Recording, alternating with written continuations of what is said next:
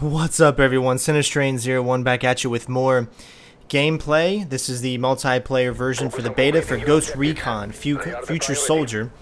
And since the first video got pretty popular, I decided I would go ahead and make a couple of more. So here's one of them. I decided to go ahead and change up a few things and try some different classes here. So I'm going with the rifle class this time. I haven't played this class yet, so this will be kind of brand new. And I mean, there's not too many different things. I'm a little bit more familiar with the controls now. I can pretty much tell you what the D-pad and all that kind of stuff does. And thanks to actually all of you that have commented on my first video, you actually made it a lot easier for me, because I really, had no idea with all the controls and things like that. So you can actually set control points and that lead you straight to the objective, so you know what's going on. I never really focused too much on the objective in the first game. It was more about killing. But I do a little bit more focus here and actually try to defend the objectives and get them as much as I can. I have a really good round. I think I finished something like 22 and 8. I guess the more that you play, the more kind of weapons and stuff you unlock. So I can't really play a sniper rifle, kind of test that stuff out just yet. So I'm still going for this, random stuff like this. But I also learned pretty much that there's different types of grenades and different types of specialty items that you can use. I'm still trying to get used to this whole cover thing. I guess you could say I'm not used to having cover in Ghost Recon as far as multiplayer goes, so it does take a little bit time to get used to reorient yourself whenever you're in cover, and to try to remember where your last or the man was, and you bounce to cover, then you got to kind of. But I guess that's pretty much for all cover-based shooters. You got to kind of just go with the flow and everything. I'm definitely more familiar with the map, so I know locations where people are most likely going to come out of. And yeah, some people make it really easy to get kills and stuff like that. But then again, sometimes you're a dumbass. See, I don't have any ammunition left, so I switched to my pistol. And using the cover and shooting around when a guy is moving up fast and close to you just really doesn't work that well. So I wouldn't recommend really doing that. I would recommend either backing out of the way or not looking around the cover, just kind of blind firing. Probably what I should have done. But I really like the XP system and how it awards you for stuff you do. And I love it when you get a lot of enemies in one area, because then you can just blow the shit out of it. But as you can see, I don't even think I killed an enemy there. He kind of got right back up, so just stunned him. So far, you can't really shoot through walls. I mean, I'm trying to get this guy right here, but it doesn't look like I can just make it around and get him. I spend way too much time here, and as you can see on the bottom right, I get kind of snuck up on, and easy kill for that, whoever that was. So you gotta watch out for that.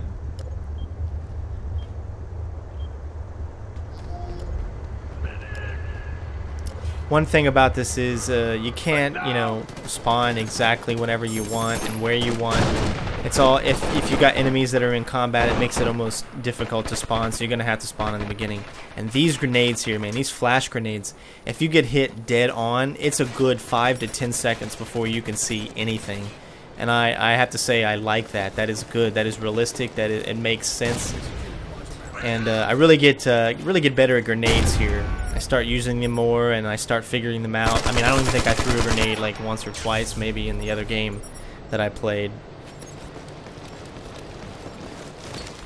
And as you can see, they light up, because when your comrades, your friends, whatever, when they shoot the enemies, they light up in red for everybody to see. So it really does help to stick together. And that way, if you can get an angle on somebody, you can obviously get them. But if you can't see them, then obviously you don't know where they are. But if someone else is shooting at them, it's perfect, because then they light up for you. It makes things a lot easier. One of the enemy intercepted critical data. Eliminate him. I think one reason why a lot of people have viewed this game so far in the short amount of time, for at least my video, is because they know what type of games that I like and what I like to do. And this more tactical kind of stuff is what I love to do. Like, if you look at my Call of Duty videos, yeah, I do pretty good and everything, but they don't have that many views, just because that's not the game people know me for. They know me for stealth games. That's why when I put in Splinter Cell, the views they rack up and stuff like that. Heavy Rain, they love that cinema kind of story. Mass Effect's got some good views so far. Of course, you know, I could get a lot more. And what's really cool about this is you can be revived if you don't get the shit knocked out of you, but at the same time it leaves you vulnerable and open to just die like that. So gotta kind of watch out for all that. We do end up winning the match by a long shot because we actually went for the objectives and kind of tried to do what the game is meant to do. Nobody was there was a few conversations going on, but obviously I can't communicate with the people when I'm making videos like this.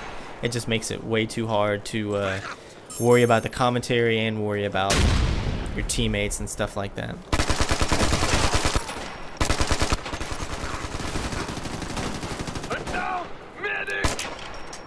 Oh, you gotta love the reload.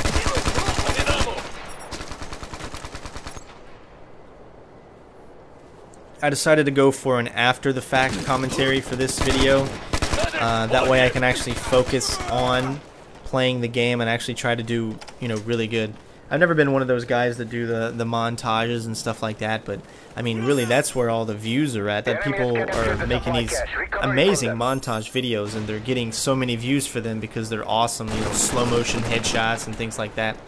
But me, I'm just a simpleton, you know. When I go in and I edit my videos, it's pretty much just trying to sync up the commentary with the game and editing out things that you really don't need to see, like load screens and that kind of stuff. You guys want to see the action or you want to see the story, and I always try to cut out the middleman. I think it's just better that way.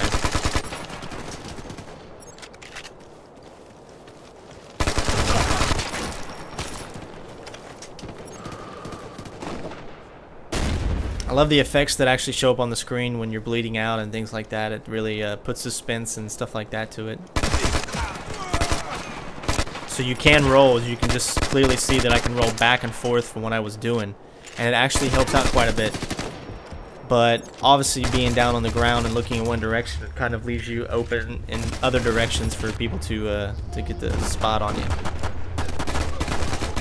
This is the weekend. This is a Friday. So plan on a lot more videos for Metal Gear Solid. My goal, and I'll say this is what I'm trying to do. My goal is to finish up Metal Gear Solid 3. I'm still unsure if I want to continue a Witcher playthrough. I really appreciate all the comments that you guys made for the game. It's just that is an undertaking, that is a massive thing. You know how long it took Mass Effect 3, 63 videos, and you know, I'm not one of those guys that just has 10-minute videos. I do 30-minute videos usually. So I can only imagine how long The Witcher 2 would actually take for me to do a playthrough. And like I said, my main thing that I want to get out right now is all the Metal Gear Solid games, and then move on to the Splinter Cell games, and just should I say the Tom Clancy games, because I mean pretty much anything with the Tom Clancy brand I really enjoy playing. Special resupply gives you explosive ammo. So, oh yeah, see, that guy just came up on me. I almost thought he was an enemy, because sometimes you just really can't tell when they're that close.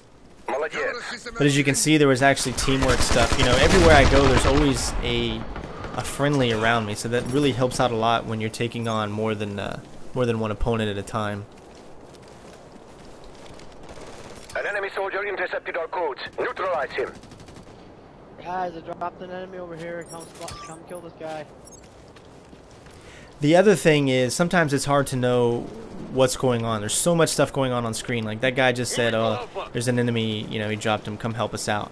But I don't know where to go to find that enemy.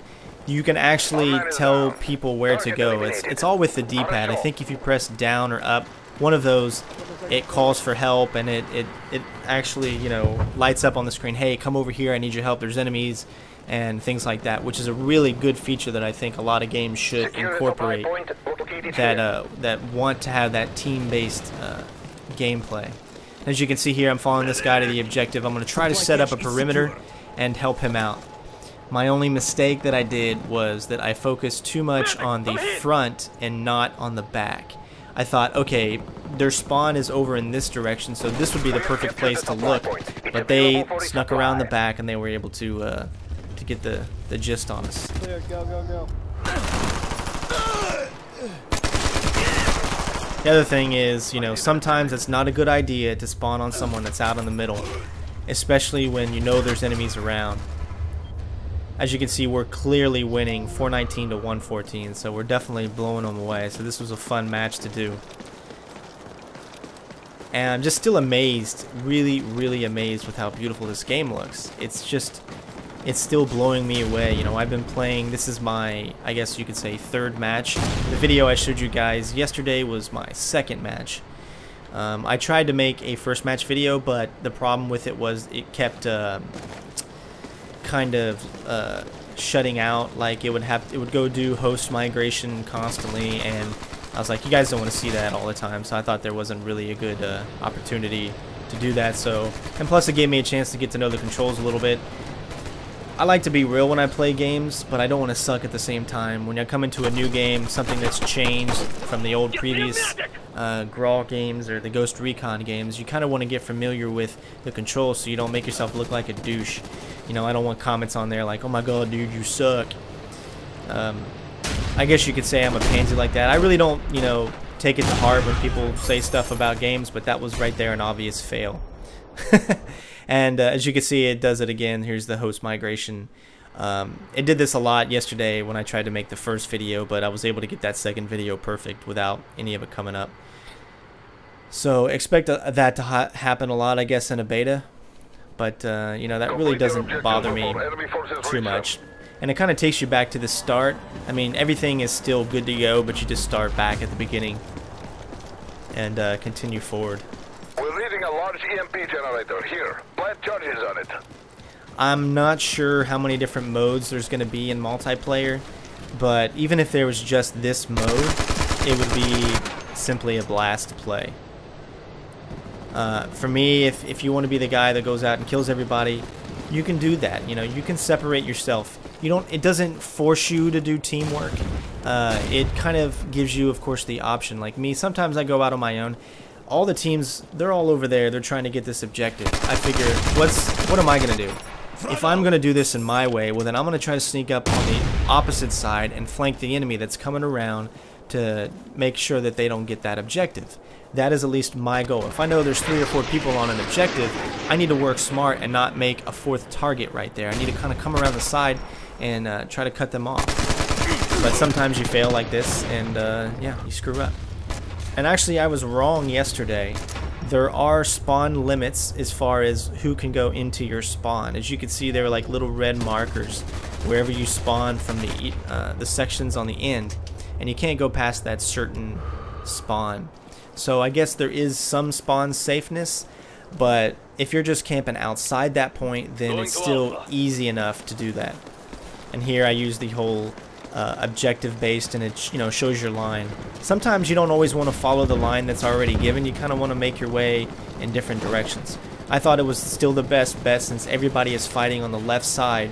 I don't need to join that fight. I need to come around from that angle, and then hopefully I can sneak up on people and get a couple of kills. See, easily come up right behind them, man. They're focused on the guys over there. Sneak attack, you come up behind. That's what flanking is. I mean, anybody knows that. You don't have to be someone in the military to understand tactics like that.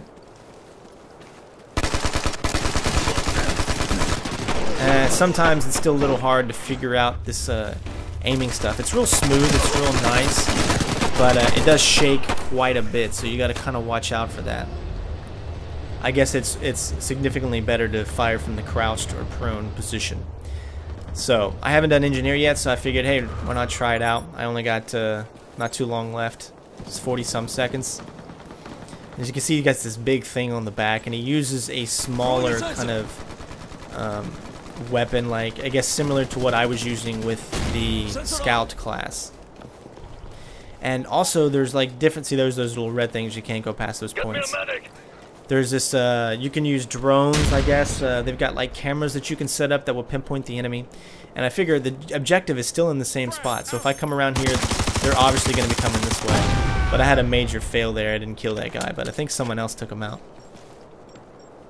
I don't know what this guy was doing, but I totally like aimed at him big time, shot him, but for some reason it didn't counter. So, well, that was the end of the match, anyways. And I actually had a really good match. I was pretty proud of that. So I thought I'd go ahead and put this video up. I finished 22-10, so that's pretty good for myself. Had a lot of points, did fairly well. So Thanks again for watching some more Ghost Recon Future Soldier beta walkthrough. So hope you guys enjoy. Please comment, rate, subscribe, and we will see you on the next one.